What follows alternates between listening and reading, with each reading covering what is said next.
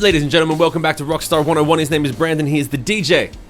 His name is Shim. He is the Rockstar. Class is in session, and today we are hopping into our Wayback Machine, baby. We're going back to 1989. Shim, how old were you in 1989? Seven?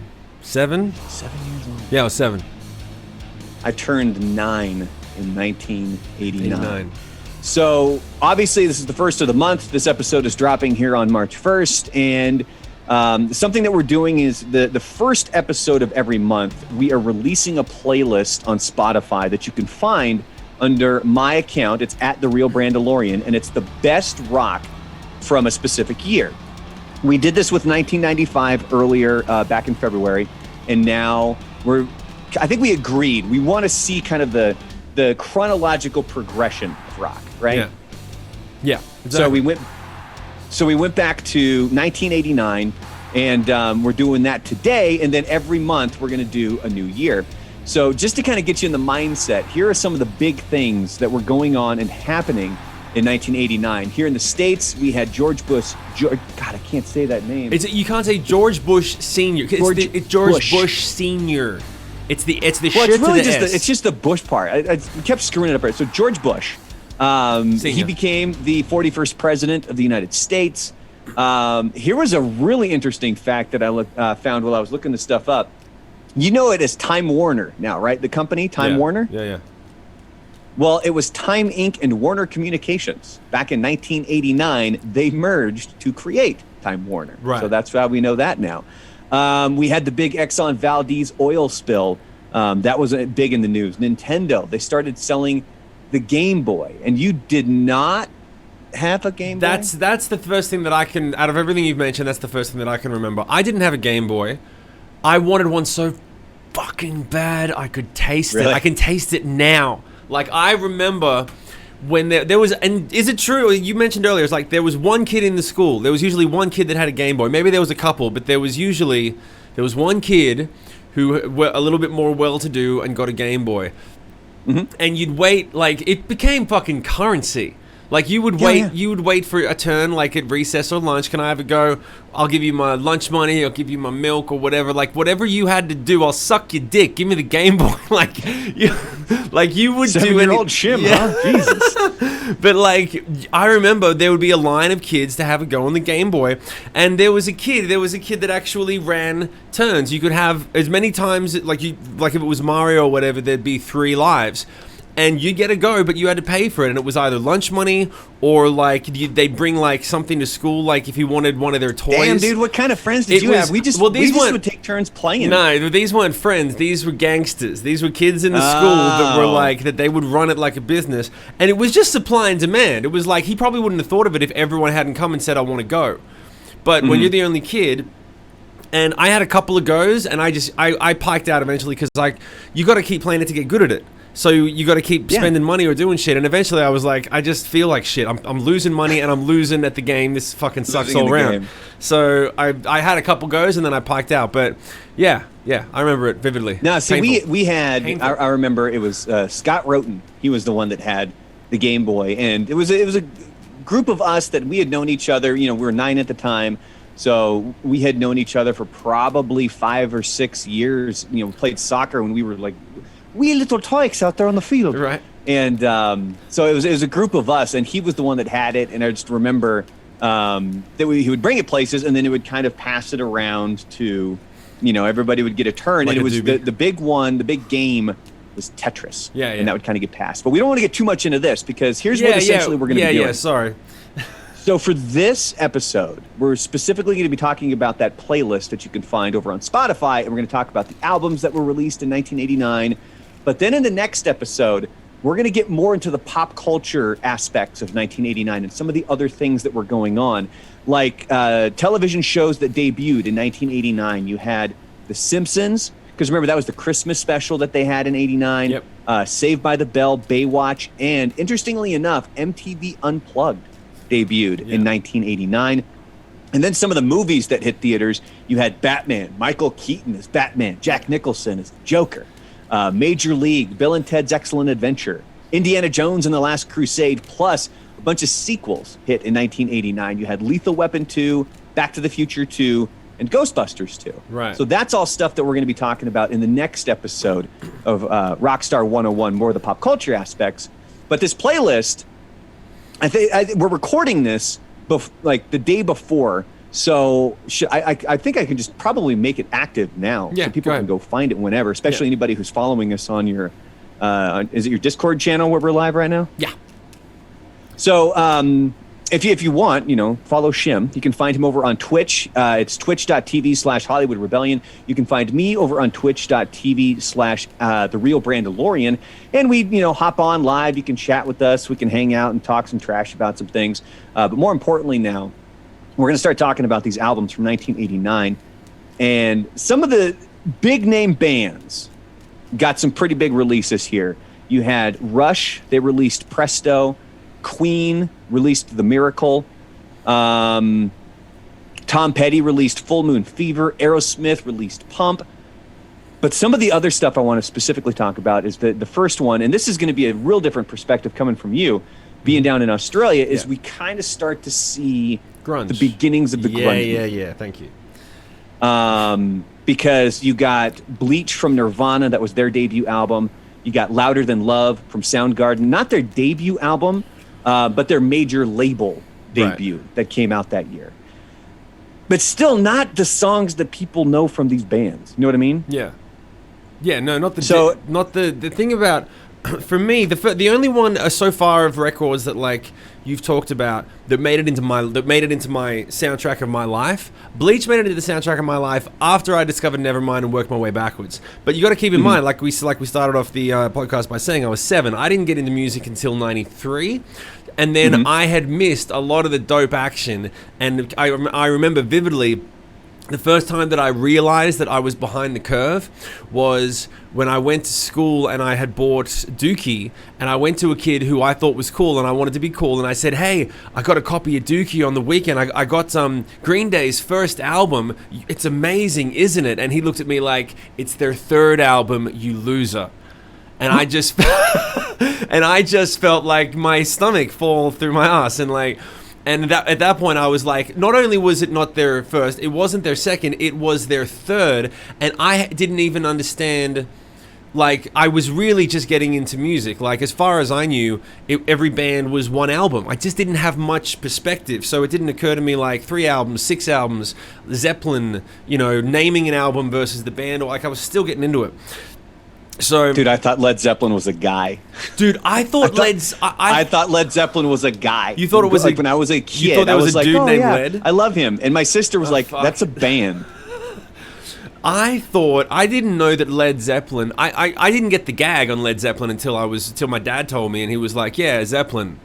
Haha. I'm like, what? He's like, that's blimp. Yeah, but it's a blimp. Led Zeppelin is a blimp, and a Led Zeppelin is doomed to go down. Like, it's just a nice little guy. It's a dope fucking name. Like, whoever thought of it, I don't know how they thought of it, but it's a great band name. Yeah, go ahead and look it up. Yeah, look it up now. But yeah, with Bleach, I remember vividly having the first time that I understood, right? And this is for anyone who's getting into music. The first time that I understood that bands evolve and that they are real. Bleach was important to me because I heard Nevermind for the first time and I was like, wow, cool, Nirvana, this is a great band. Then I went back and I heard Bleach and I was like, really? These are the guys that made... This sounds like shit. And it doesn't, but as a kid, I was like, this sonically is fucking... This is like a demo compared to fucking Nevermind blew out the speakers. That's the interesting thing here with 1989. And as I was building this playlist, you could see it's a big transition year for rock because you had those bigger bands like a Rush, Queen, Aerosmith releasing albums. We haven't even talked about Faith No More yet. That was their big album, The Real Thing, that had Epic on it. So we had those, but this is where you really start to see kind of the grunge stuff coming into play. And something we're going to get to before this episode is up is there's 2 albums specifically that when they were first released, they were kind of considered flops. Right. Like one from a band that was already well known, and another one was from a new band that nobody really knew about. And now when we look back at them, we're like, oh yeah, those albums are great. Yeah. Back in 1989, everybody's like, no, we don't like this. So that's like, what we're going to mention those albums at the end of the podcast because I want to. Oh, we're going to get into those. I want to get into those. Good. But before we do on the next thing, by the way, everyone watching right now, do us a favor. just take 1 second out of your life. If you're enjoying the podcast, hit the like button and the subscribe button on the YouTube channel. If you're watching on YouTube, it really helps us out. It doesn't cost you anything except a second to push it. Subscribe, notification with the bell, and the like button would really, really help us out. Please go ahead and hit that. But going back to so that's the Zeppelin next thing one. here, by the way. Yeah, go ahead. Tell me what's Zeppelin. Before we move on here, it says here in August 1968, Page invited Robert Plant and John Bonham to join his band, the New Yardbirds, for a September tour in Scandinavia. In October of 68, they took the name Led Zeppelin, which stemmed from a humorous conversation among several musicians about their chances of going down like a lead balloon. Okay, so it had to do with the origins right the there. trajectory of the band. They were like, yeah, this band's probably going to go like a Led Zeppelin. It's just going to fucking crash and burn, baby. I Crash like and that. burn. That's a beautiful irony. All right, so what's next?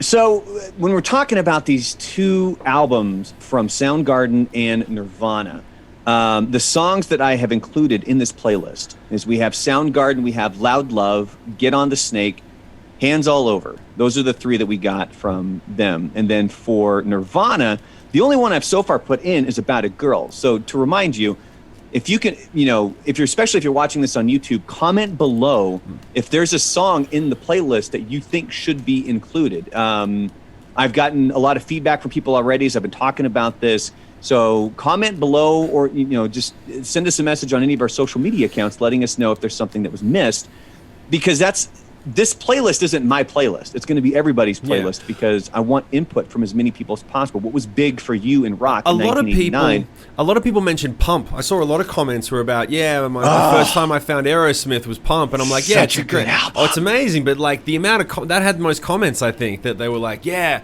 Pump. They like, and I mean, I get it. It's like it's nothing but singles on that fuck. How many? Let's go to that for a second. How many singles were on that? I don't know about singles, but like on the album, or I'm sorry, in the playlist, the songs that I've added, and again, I'm not sure if how to cap how many songs, because there's, if I could, I'd put the whole damn thing. Yeah, but then doesn't that kind of defeat the purpose? Yeah, yeah. Like you need to isolate it. You got to pick at least a max. couple, 2 or 3. So, but for Aerosmith, there's 5. There's What It Takes. Yeah. Love in an Elevator, Janie's Got a Gun, The Other Side, and Fine, Fine. See, I don't know. For me, the two, Janie's Got a Gun made it over here in a massive way, and Love in an Elevator is obviously that one. The other 3, I've never been a massive. By the way, for all the Aerosmith fans out here, you're gonna just be like, you're the worst, Shim. I hate your music now. Kill him now. I've only ever listened to the Greatest Hits album. I know that was I think that's arguably their most successful album. That sold more copies than any other Aerosmith album, which makes sense because it's got all the hits. Well, it's the greatest hits. Yeah, exactly. But I listened to that one, and that was when I really understood Aerosmith. I knew the basic singles and the stuff that's just constantly fucking played, like Walk This Way and all the ones that you fucking know. But then I never listened to the albums. I never listened to the actual albums going any deeper than the singles. But Janie's Got a Gun was I remember that I used to hear that when I was 7 or 8. I remember that song was around, and I wasn't even into music yet. It was just like, imagine being in a shopping mall, being at the local grocery store and hearing Janie's Got a Gun, and you're like, this is fucking ominous. This isn't pop music. It's a very dark song too. Yeah, the not even just the lyrics, but the mood and just the way that it's composed is very dark and brooding. Yeah, it's a genius. It really, and for anyone who's looking for song structuring, there are certain songs that have got genius structuring that are the most like shocky. They're slocky songs that are like, they're kind of popcorn music. But Janie's Got a Gun and Living on a Prayer, in terms of structure of a pop song, is fucking dope. It's dope. Yeah, check them out.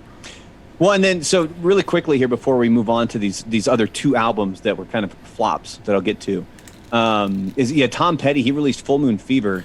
That's the album that had Free Fallin', I Won't Back Down, Running Down a Dream. So why did I think? I thought those were earlier. Some of the big hits. Yeah, Tom Petty's a good example. Never made it to Australia.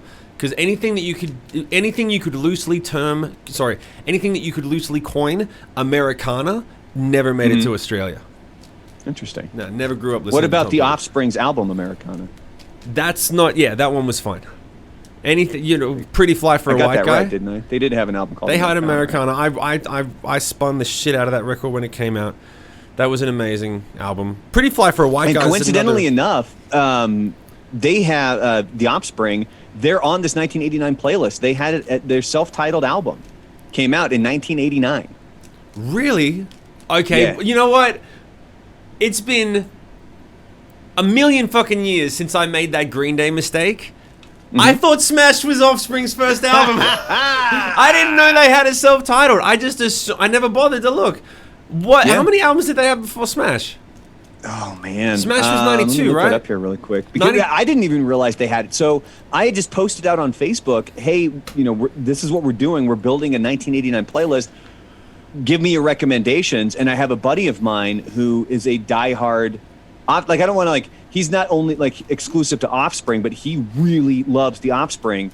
And he made the comment, and he was like, "Yeah, put these songs on there." So they had.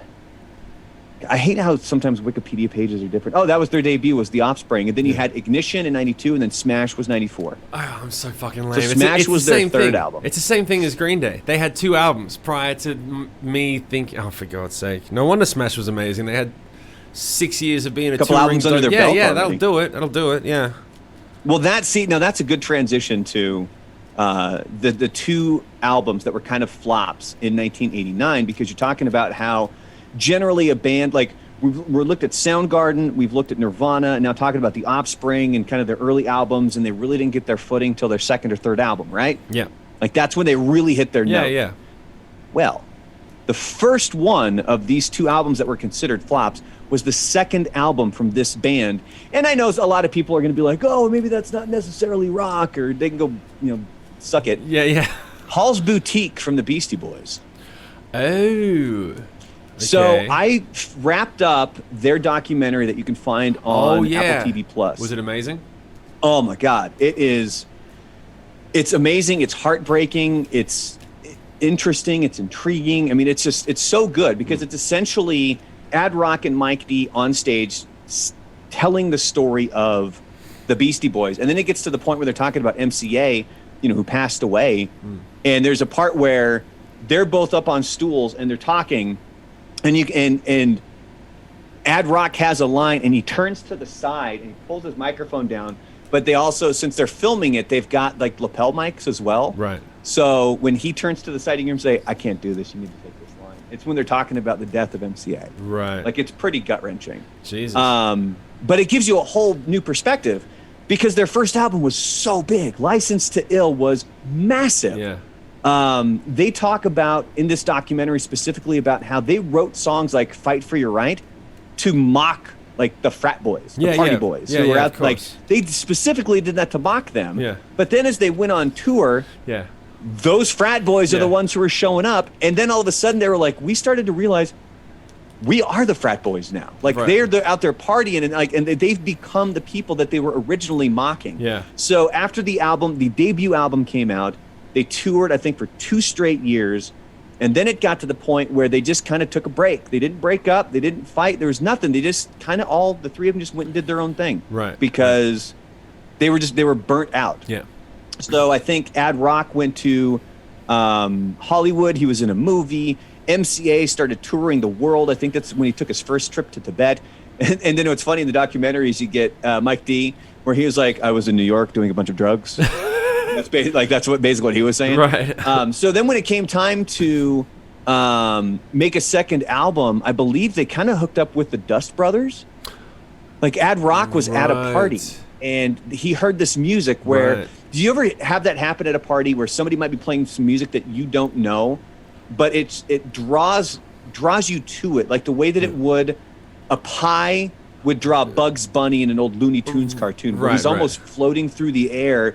You have the smoke, the smell, and he's this, but it's your ears guiding you to this sound.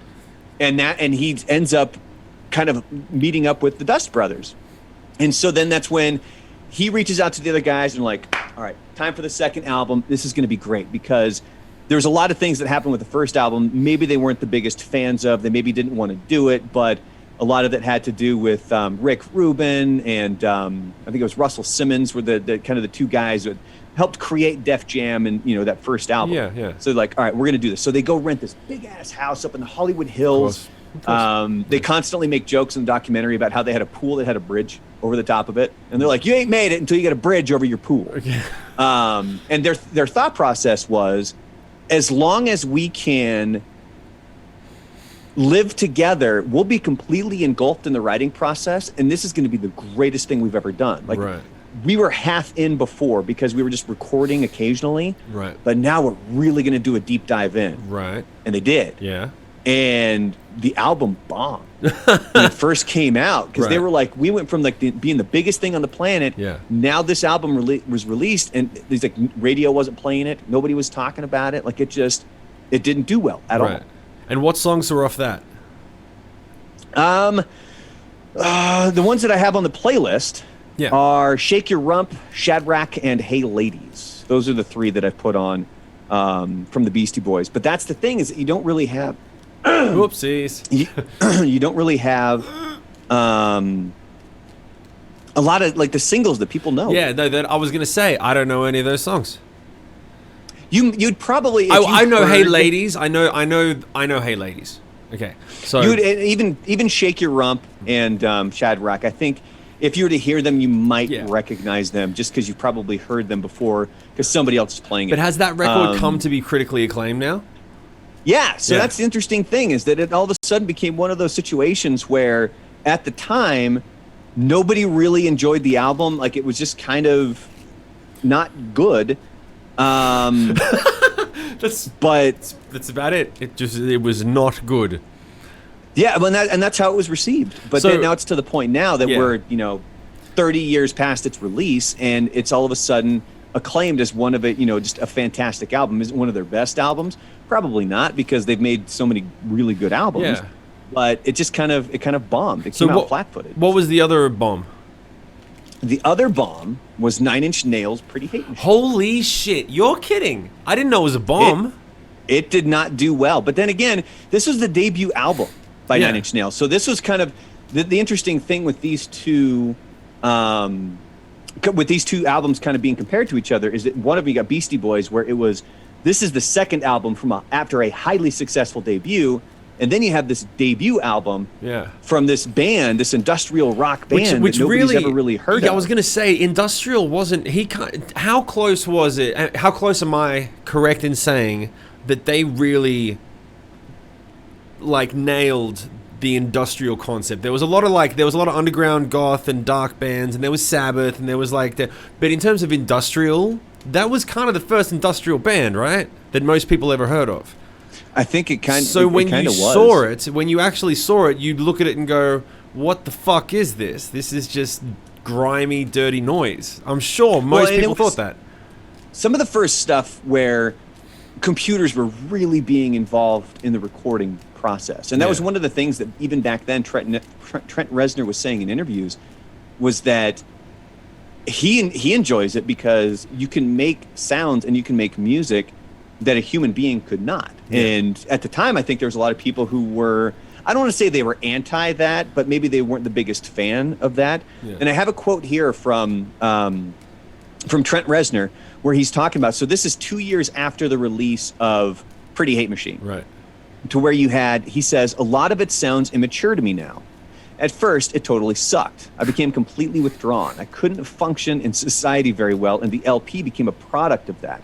It's quite small scale, introverted, claustrophobic, and that's the feel I went for." And that's what he's saying, talking about Pretty Hate Machine, which the songs that I've put on the playlist, there's some damn good songs from Nine Inch Nails on that album, but I've got Head Like a Hole. Think about how legendary that song is. That's the first song. That's the thing that blows my mind, why it's a flop. That was the first song off the album. That's the first song anyone ever heard from Nine Inch Nails, and the album was a flop. That song is a fucking, pop gold. It's fucking, it's you can sing every part of that song. It's insane. Terrible Lie. Yeah. And Down in It.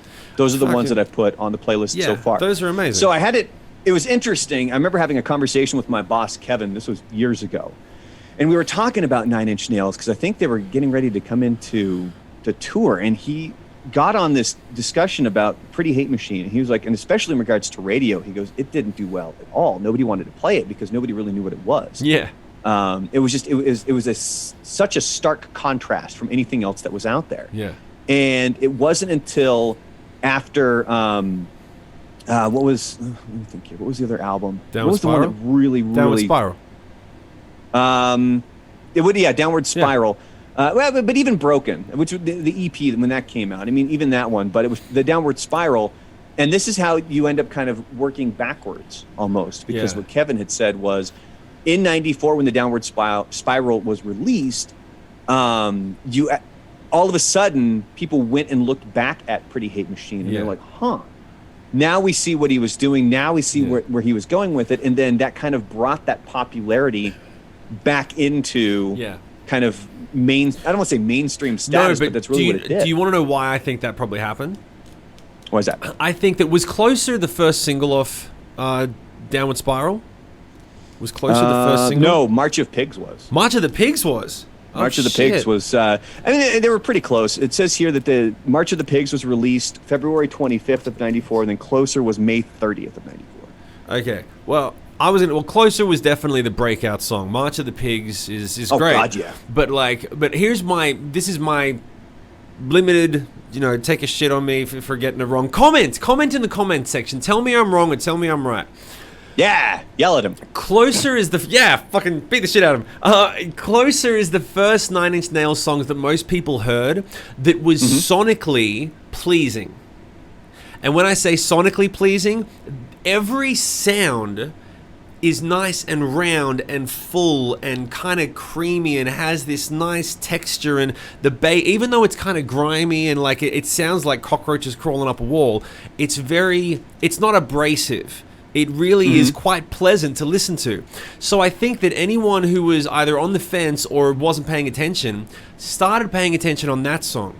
And when you listen to Pretty Hate Machine, the guitars on Pretty Hate Machine are so fucking horrible. They're so bad. They're so bad. And they're so fucking loud. They're so loud. Like, if you really think about it, the only redeeming quality of that song is that it's an amazing song. But the production on it, and he literally said he was going for that sound, and that's great. He's an artist, cool. But when you're listening to it for the first time, it's a fucking turn-off. You're like, God, it's noisy and loud, and like, let's change the station. Makes sense to me. Then you hear Closer, and you go, wow, I'm really enjoying this. Oh, that's a good hook. Oh, that's a good bass line. Oh, wow, that's an interesting chorus. I'm gonna fuck your wow, and now I'm paying attention.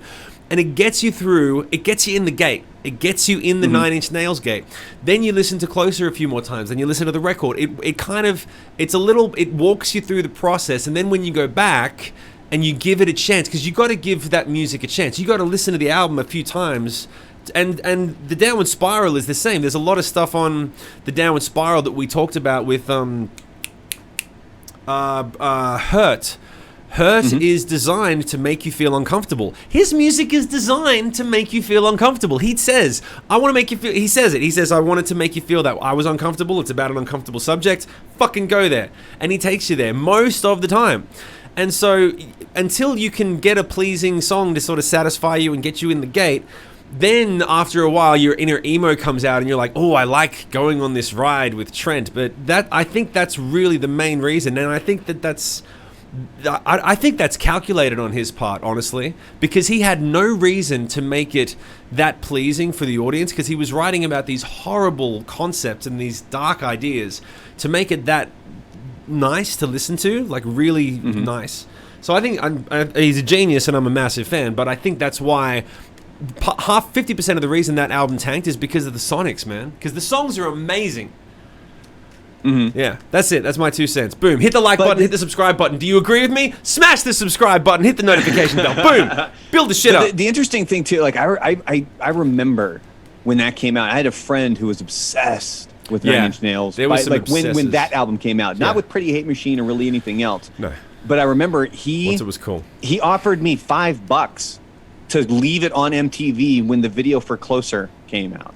Like we were watching it flipping through channels, and the video for Closer came up, and he's like, dude, just leave it here, please leave it here. And I was like, really? Because you remember it starts with that heartbeat. Oh, I know, it's a fucked up video. Yeah. That's me doing it. Listen, you ready? It's not too far off it. Yeah. Right? Yeah.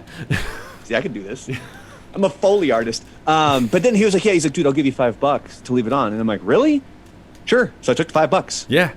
and watch the video. People were. I remember the first time that, I don't know if I mentioned this before, but the first time that I ever heard, I might have been 13, and you're going into puberty. All you're thinking about is fucking. And so I remember the first time that I ever heard, I'd hear guys talk about like sex and like, oh, see, so and so's boobs came in this month or whatever, and you're talking about girls. First time I ever heard a girl talking about a guy that way was this emo chick who was sitting at the table next to me, and they had a magazine. Trent had the cover, and he was looking all emo and sexy. And I heard her say, "Oh my God, he's so sexy." And I remember thinking, really? Like, I know him, I know the band, but like sexy. Like she had that tone of voice and that whole thing. And I was like, oh, so this is like, people are getting obsessed. This is an obsession thing. Like people really, it's not just like, hey, that's a cool song. So yeah, I get it. But yeah, so that was he has kind of this, and it's through the production of his music, but everything else is how he is. He has this very distinct aura about him. He doesn't give a fuck. Like have you ever met him? I've never been able to meet him. No, I've been in the same room as him one time at a studio, and he definitely changes. He just walks in like it was one time he walked through the studio I was working on. He was going through to just look at the room and be like, maybe I'll pick this studio to work in. And he just came in and took a look at the walls and the room and the mic and the da-da-da-da, and had a look around, and he went, yep, okay, and then walked out. But there was a general shift in the room, which was like, someone's in charge. Someone who is in charge just walked in. Everyone else is now not in charge if you thought you were before. Like there's certain people that are on that level, on that status. Yeah. And Trent Reznor definitely is. Another guy that I would put up there would be like a guy like Steven Tyler. From Aerosmith, like when I've never gotten to meet him, but there's people who are like, when he walks into a room, everybody shuts that. Like, I think it's different. You want to know why? Okay, and Steven Tyler's like 5'2". No, because we got to wrap up. The reason that Steven Tyler commands the room is because he's noisy as fuck. I've been in a room with Steven Tyler, and I know people that are good friends with him, and they're like, you just can't. He just loves him some Steven Tyler. You can't. He'll walk in a room and talk about Steven Tyler until everyone else is talking about Steven Tyler. He commands a room by walking in and going, "You're welcome," like just walking in and commanding the room. Trent's thing is much more. It's much more of a different wavelength, a different type of energy, where if you don't know who Trent is, he'd probably just disappear into the corner. But if you know who he is, there's something that happens on the other side of it where you're like, that guy is in full control. He knows exactly what he's doing. Like, it's a different sort of energy. Like, it's not, he doesn't walk into any room and say, "Hi, I'm here." Everyone knows. Everyone just knows. And I remember the moment that he walked in the studio that I was working in. It was just, that's like a living legend, total genius, musical and also intellectual, an emotional genius. Like, he's on a different fucking wavelength. It's not really that much difference as if like someone who was like Bill Gates or someone who could command an entire industry, who just knew how everything worked on an intellectual level. That Steven Tyler is not that guy. Steven Tyler is an amazing rock star frontman and a great songwriter, but he ain't thinking about anything else except Steven Tyler.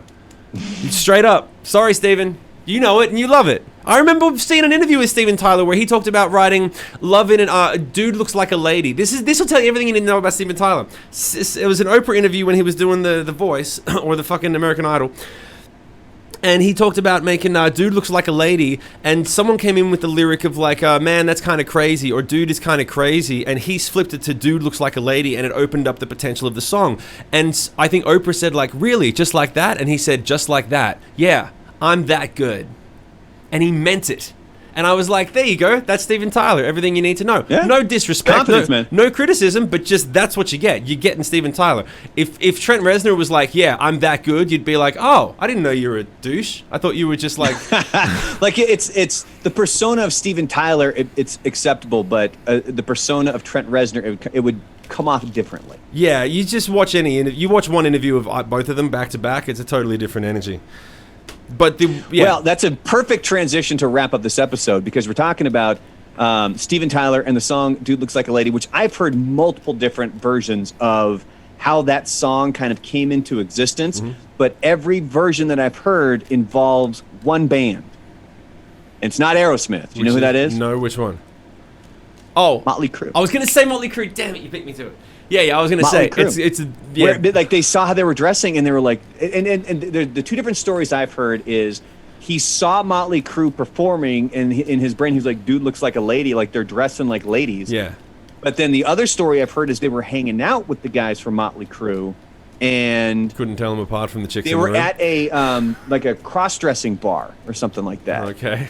And it's guys dressed up, as women. I don't know what the whole proper context is at this point, so don't beat me up over it. Beat me up, I don't care. Yeah. But either way, but in that time when they were having drinks with the guys from Motley Crue, that is how Dude Looks Like a Lady came to be. So I've heard a couple different ones, but the interesting thing is we just did a whole episode on the best rock of 1989. Granted, talking more about like the grunge movement starting out and the two flops that ended up becoming kind of acclaimed hits. We didn't even talk about Motley Crue's Dr. Feelgood. That's true. Why do you think that was is? released in 1989. You got the songs like Dr. Feelgood, obviously. Yeah. Kickstart My Heart, Same Old Situation. Like that, we didn't even talk about that. So there's much more to this playlist. So go check it out. You can find it on Spotify. Just search my name, The Real Brandalorian. You can find the playlist. Go through it, listen to it. If there's songs that you think should be added, by all means, especially if you're watching this on Shim's YouTube channel, comment below. Let us know what songs should be included in the best rock of 1989. And then coming up in the next episode of Rockstar 101, we are going to be talking more about the kind of pop culture things of 1989. And we'll do a recap, too. If people have been commenting on the playlist, then by all means, we'll bring that up in the next episode as well. Absolutely. All right, but until then, hit the like button, hit the subscribe button, hit the notification button. Please do it. Just actually do it. Go ahead and do it. It really helps the channel. It's the only thing we ask of you guys. It helps more people find out about the podcast. But until next week when we discuss about those things, his name is Brandon. He's the DJ. His name is Shim. He's the rock star. Class